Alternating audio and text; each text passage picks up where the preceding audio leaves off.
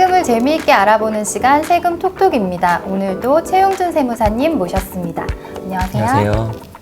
드디어 봄이 왔습니다. 어떻게 제 의상에서 봄이 좀 느껴지시나요? 눈이 부십니다. 봄이 와서 그런지 오늘 세무사님 얼굴도 더욱 광채가 나는 것 같습니다. 감사합니다.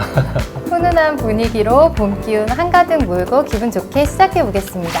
지난 시간에 이어서 오늘도 가족들 간 금융 거래를 할 때 조심해야 할 사항들을 알아볼 건데요. 오늘은 어떤 내용일까요? 네, 지난 시간에 가족 간 계좌 이체 조심해야 된다 이런 말씀을 드렸었는데요. 그 영상 보시고 나서 정말 많은 분들이 질문을 해주셨어요. 어쨌든 계좌 이체를 하면 서로 통장에 이름이 남으니까 차라리 계좌 이체하지 말고 현금으로 빼서 현금으로 주면 괜찮지 않느냐 이런 질문을 정말 많이 해주시더라고요. 네, 저도 그런 케이스에 대해서 한번 생각해 본 적이 있거든요. 현금을 빼서 가족들에게 주고 받은 사람이 그 현금을 입금하면 누가 준 건지 모르잖아요. 그렇죠. 사실 현금으로 인출하신다면 현금에는 꼬리표가 달린 게 아니니까요.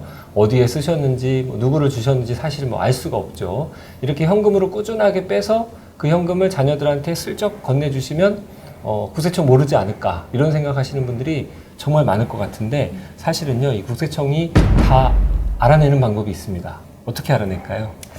글쎄요, 현금은 기록이 안 남을 텐데 어떻게 알았을까요? 네, 제가 사례를 하나 들려드릴게요. 제가 상담하러 오신 분 중에 이런 분이 있었어요. 어디서 강의를 들으셨는데 계좌 이체를 하면은 다 걸린다 이런 말씀을 듣고 안 되겠다. 그날부터는 현금으로 이제 빼서 우리 아드님한테 줘야겠다 이렇게 결심을 하셨나 봐요.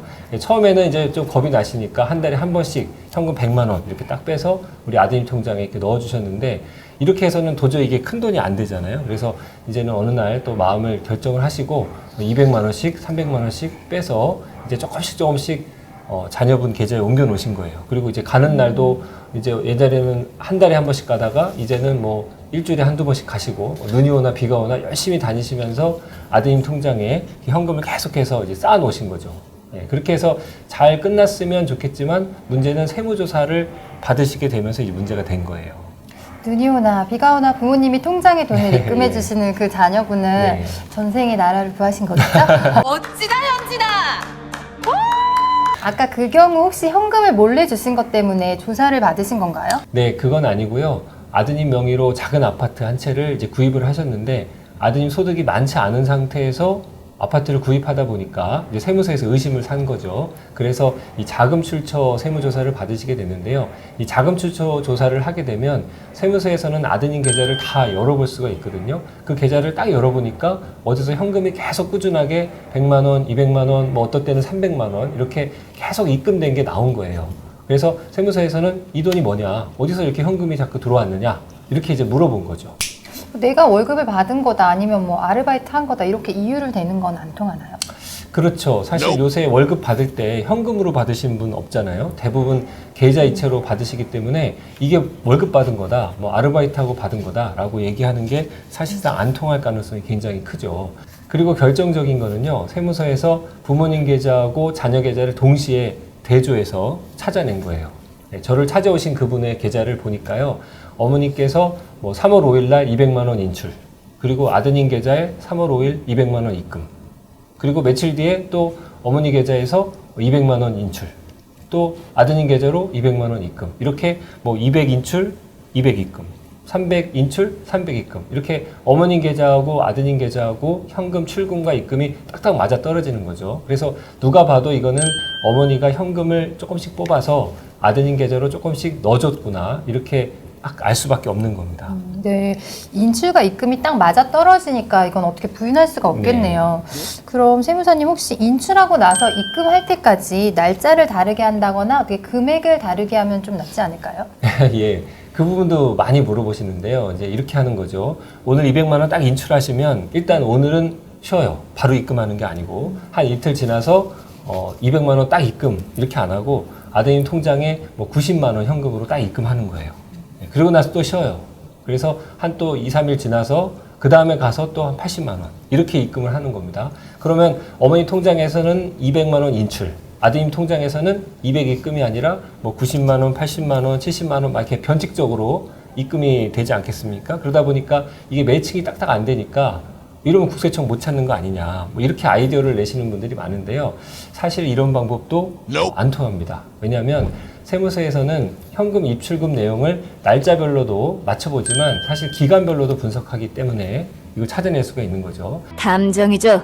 만약에 이 어머니가 아무리 현금을 인출해서 무수하게 분산해가지고 날짜와 금액을 나눠서 이렇게 입금했다고 가정해 볼게요. 그런다고 국세청 못 찾느냐? 그건 아니고요. 이렇게 보는 거예요. 어머님 계좌에서 1년간 현금 출금액을 쭉 찾아봐요. 봤더니 한 7천만 원 정도 현금이 인출이 된 거예요. 그리고 아드님 계좌도 또 봐요. 한 1년간 쫙 봤더니 대략 현금이 또 한 7천만 원 정도 입금이 된 거예요. 그러면 어떻게 된 거죠? 결국은 날짜와 금액이 딱딱 안 맞더라도 기간별로 분석해보면 대략 어머님 쪽에서 7천만 원 빠져서 자녀 쪽으로 현금 7천만 원 들어왔구나. 이렇게 이제 알 수밖에 없는 거죠. 그럼 결국 현금을 인출한 다음에는 아예 자녀 통장에 입금을 하면 안 되겠네요. 네, 그렇죠. 일단은 통장에 입금하시지 않고 현금으로 사용한다면 사실상 찾아내는 것은 좀 어렵다. 이렇게 말씀드릴 수 있겠습니다. 그래서 상속세를 줄이려면 이렇게 현금을 꾸준히 빼놓아라라는 말이 나온 건가 봐요. 실제로 이렇게 현금을 빼놓으면 상속세가 줄어드는 게 사실인가요, 세무사님? 네, 그렇죠. 예를 들어서 상속세율이 50%인 분을 한번 예로 들어볼게요. 지금 가지고 있는 예금에서 현금을 1,000만 원을 빼놓는다. 그러면 상속재산이 1,000만 원 줄었으니까 상속세율 50% 가정하면 500만 원 상속세가 줄어든 거죠. 만약에 이분이 5천만 원 현금 빼놓는다. 그러면 어떻게 되죠? 상속세 2,500만 원이 줄어드는 거죠. 그렇죠. 만약에 이분이 부지런히 현금을 빼서 1억을 뺐다. 가정해보면 세율 50% 감안하면 상속세만 5천만 원 정도 줄어드는 효과가 생기는 겁니다. 그러다 보니까 상속세를 줄이려면 미리미리 현금을 좀 빼놔라. 이런 말이 생긴 건데요. 자, 국세청도 그럴 줄 알고 다 이걸 막을 수 있는 장치를 해놨습니다. 그렇죠. 다들 상속세 줄이려고 너도 나도 현금을 빼놓으면 안 되니까요. 그럼 국세청이 만들어온 그 장치, 그 무서운 장치는 또 어떤 걸까요?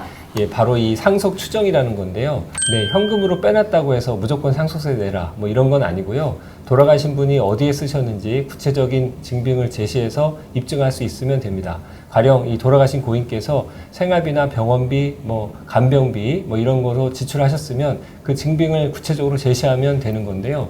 문제는 이 가족들이 구체적인 증빙을 제시하지 못하면은 그 현금을 아마도 상속인들이 다 가져간 것으로 추정해서 과세될 수가 있다는 거죠. 그렇기 때문에 고령의 부모님들이 계좌에서 현금을 인출해서 사용하고 계시다 그러면 그 증빙 서류를 미리미리 꼼꼼하게 챙겨 두셔야지 나중에 불필요한 오해를 피할 수 있다는 점을 좀 주의를 해 두셔야 되겠습니다.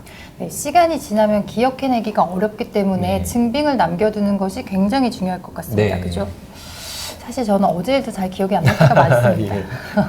아까 얘기로 돌아가서 그럼 이렇게도 생각할 수 있을 것 같아요. 1년에 2억 이상 인출하면 어디에 썼는지 이제 다 밝혀야 되니까 그럼 2억이 넘지 않게끔만 현금을 찾으면 되는 거 아니냐 할 수도 있을 것 같은데 좀 그건 어떨까요? 네, 그럴 줄 알고 또 하나 장치가 마련이 되어 있습니다. 바로 이 CTR이라는 건데요. 이 고액 현금 거래 보고 제도입니다. 이건 뭐냐면요.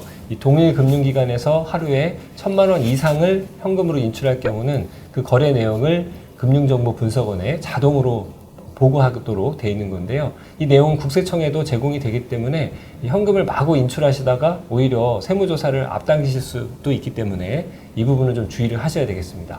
네, 1,000만 원 이상 현금 출금 시에 자동으로 보고돼서 세무조사가 있을 수 있으니 이 점은 유의하셔야 되겠네요. 지난 시간 가족 간 거래 시 유의사항 계좌 대체 편에 이어 오늘은 현금 거래 편에 대해 알아봤습니다. 앞으로도 저희 채널은 더욱 유익한 내용으로 세무 관련 지식을 전달해 드릴 거고요. 그러기 위해서는 저희 채널을 지속적으로 시청해 주시기 바랍니다. 지금까지 시청해 주셔서 감사합니다.